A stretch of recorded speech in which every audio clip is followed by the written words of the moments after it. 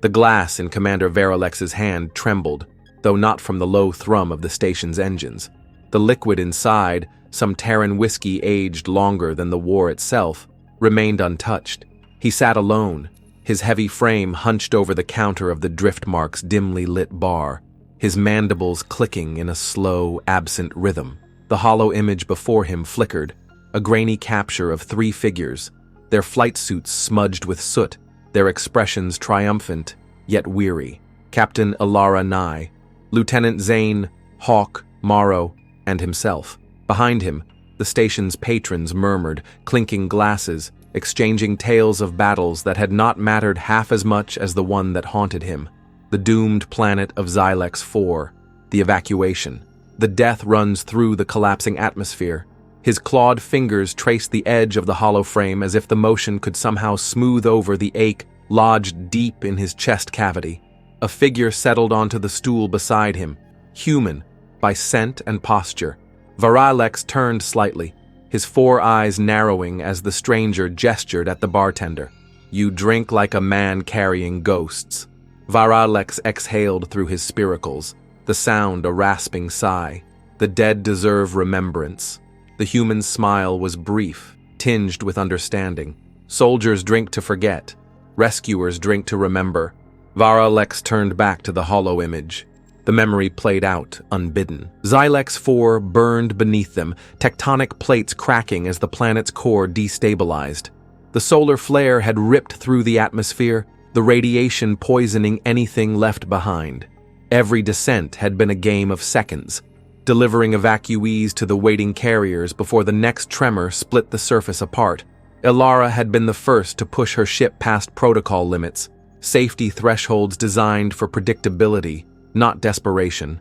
No one argued. Protocol wasn't built for impossible missions. Zane followed, his laughter crackling over the comms, masking his fear in that ridiculous human way. Vara'lex, despite the cold logic of survival, had followed them both, because that was the kind of madness courage demanded. The last run had cost them everything. Alara's ship had sputtered, shields buckling under the flare's fury.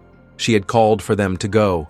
Zane had ignored her, matching her descent, diverting just enough heat from her ship's aft engines to give her a fighting chance. Only one of them had made it back.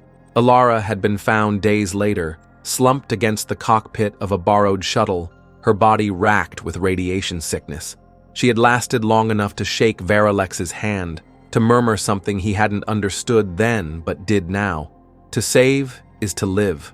Zane never made it out. His last transmission was laughter, defiant, reckless, the kind only a pilot who knew the odds and ignored them could muster. Not fear, not regret, just laughter and the hum of a half-broken thruster he was certain would get him home. It hadn't. Vara'lex blinked, the bar sliding back into focus.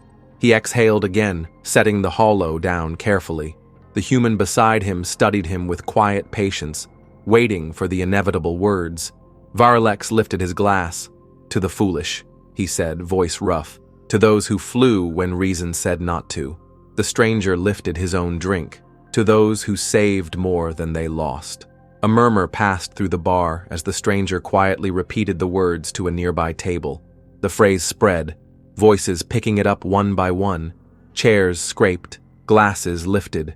A chorus followed, voices blending into a singular echo of a past neither needed to explain. To save is to live. Vara'lex drank, the burn sharp, alive.